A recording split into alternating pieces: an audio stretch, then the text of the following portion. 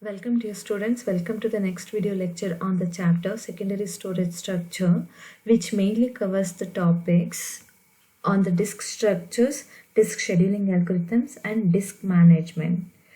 But in this video we are just going to cover the disk structure. So later videos would consist of the topics or the concepts on disk scheduling algorithms and disk management. So let us just go for the overview of the mass storage structure before we just proceed into the disk structure.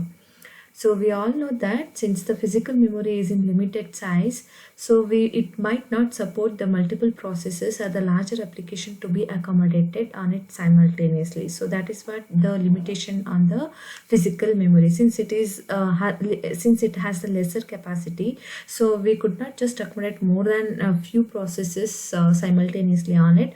Or if the process size is too larger than the physical memory, then the entire process could not be brought onto the main memory at a time.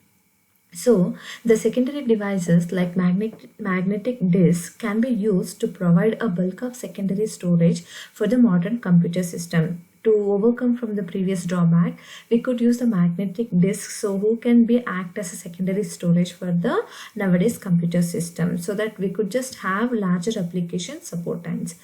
So as we need to just perform, so we have to, when we have the disk as the secondary storage devices, we may in need of storing or accessing the files from it.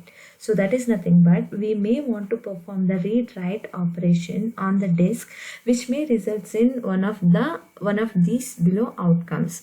So when we just try to perform IO operation, it may lead to the successful completion, or it might be a total failure, or it might be a partial failure. When we say it's a successful completion, suppose if the read and write operation is done successfully, the total failure would have the read write function to be failed, and the partial where when the read and write is done but on the bad sectors, we got to just read the data from the bad sector, so which is not in need. So in that case you can just say it's a partial failure. So this is the overview of the storage structure or the secondary storage devices. So let us move on to the disk structure now. So the disks are removable, means the disks are actually detached to the computer system. They can be just easily removed from the computer.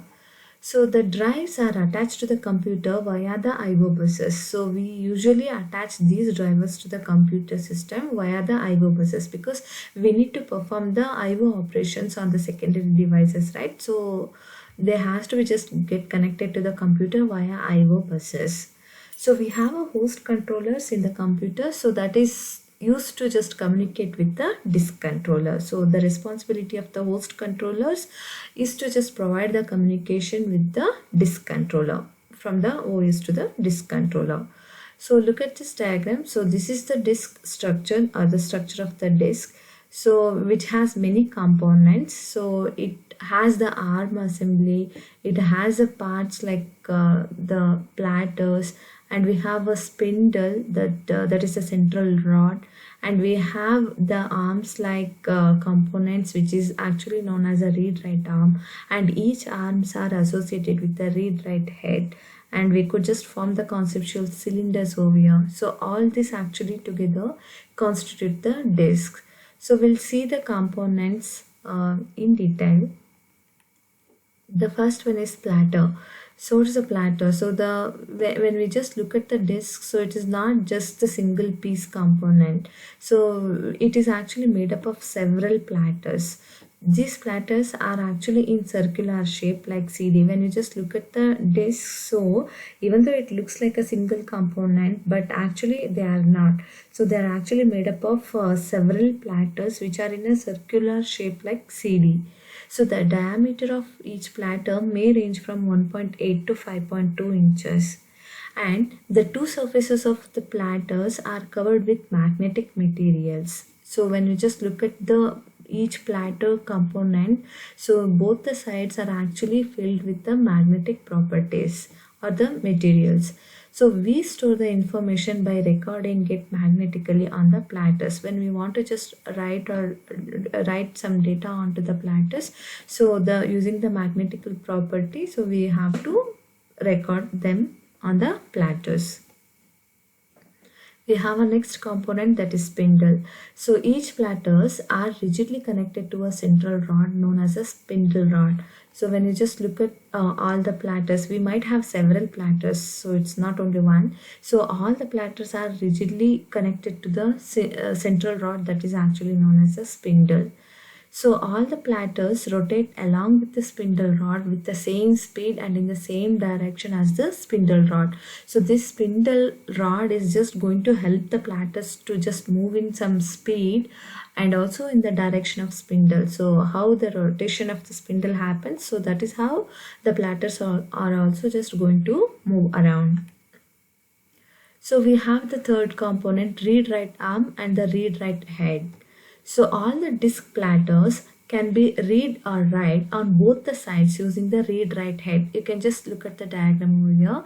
So here the platter has the read-write arm at both the surfaces of it. So here we have a read-write head associated with each arm, which actually allows us to either read or write the data on both the surfaces of the platter. So that is made possible by having the read-write heads.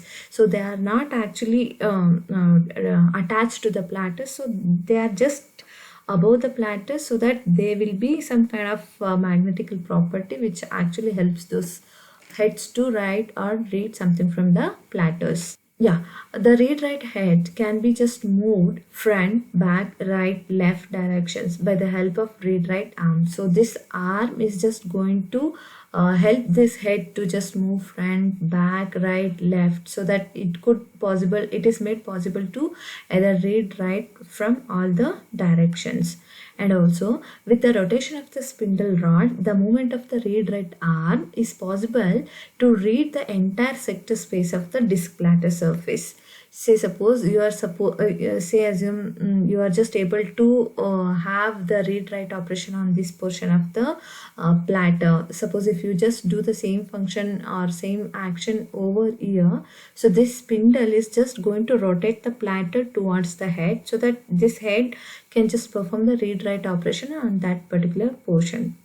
So that is nothing but with the help of the read-write arm and also the spindle movement, it is possible to just perform the read-write operation on the entire platter surface.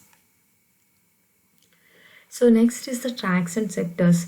The surface of the platter is logically divided into the circular tracks. So means when we have a single platter that have been just divided into so many circles which are in concentric, which are actually concentric, means you just look at the tracks formation. So they would be on the platters in the which have been originated with the same point or the same central point. So the disc have also been divided into many radial zones known as the sectors. So when you just look at this tracks, so if you just draw the radial zone something like this on all the tracks, it would consist of the sector. So when you just take this portion, so this would just indicate that it's a disc sector. So when you just have a portion on that particular track, so this would say that it's a track sector. Means the disc have also been divided into many radial zones known as the sectors. So on the platter we have to just draw the radial or the concentric circles which would constitute the tracks, and each of the tracks have been just divided into smaller blocks or smaller sectors radially. So they are actually known as sectors. We have a next thing, the cylinders. All the tracks with the same radius from all the platters will form a cylinder. So say suppose here we have 4 platters here. So each platter would consist of n number of tracks. So when we actually conceptually draw the lines from all the tracks with the same radius, so this would constitute, or this would form one cylinder. So that is what the cylinder. So suppose if you want to just move to that particular track, so you could just move to that particular cylinder. So there can be thousands of concentric cylinders in a disk drive. So obviously, so when it is possible to divide the platter into so many tracks, obviously it is possible to get so many cylinders as well. So each track can have hundreds of sectors. So when you just look at this, so here this track, the outer track over here could be just divided into so many sectors. Thus, the number of cylinders is equal to the number of tracks. When you just draw the conceptual outer border from all the tracks with the same radius, so definitely it is possible to get so many cylinders as well. So finally, we have something known as allocation unit. So data on two different tracks or in two different sectors are actually said to be isolated. Means if you keep the data on two different tracks or the data on two different sectors, so it would be known as isolated. Say suppose if you have some data over here and if you have a next data over here, A and B, so these are isolated. Otherwise they can be either on different tracks or on different sectors. Even though are on the same tracks, if they are on different sectors, so definitely the data are isolated. So then what is non-isolated data? So data on the same track within the same sector, then it is said to be a non-isolated. So if you keep the data on a outer track or within this track, so the data that would be appeared in this portion in the same sector would be known as non-isolated data. The portion of the track within a sector where the data can be stored is actually known as allocation unit. So when we take the track in the particular sector, so in this we actually have a three partitions. The one is the header portion, the trailer portion and the middle portion, which would constitute the data section. So whatever the data we actually write into, so that would be allocated within that region. So that region of storing the data is actually known as allocation unit. Allocation unit cannot be partitioned further. So that is, if the data is stored, it occupies the complete allocation unit of that track. So means, say suppose this allocation unit is of 2 kilobyte. If you try to put 1 kilobyte of data on this particular portion, so that this would actually occupy the entire 2 kilobyte of sector or the region. So because it could not be just partitioned there.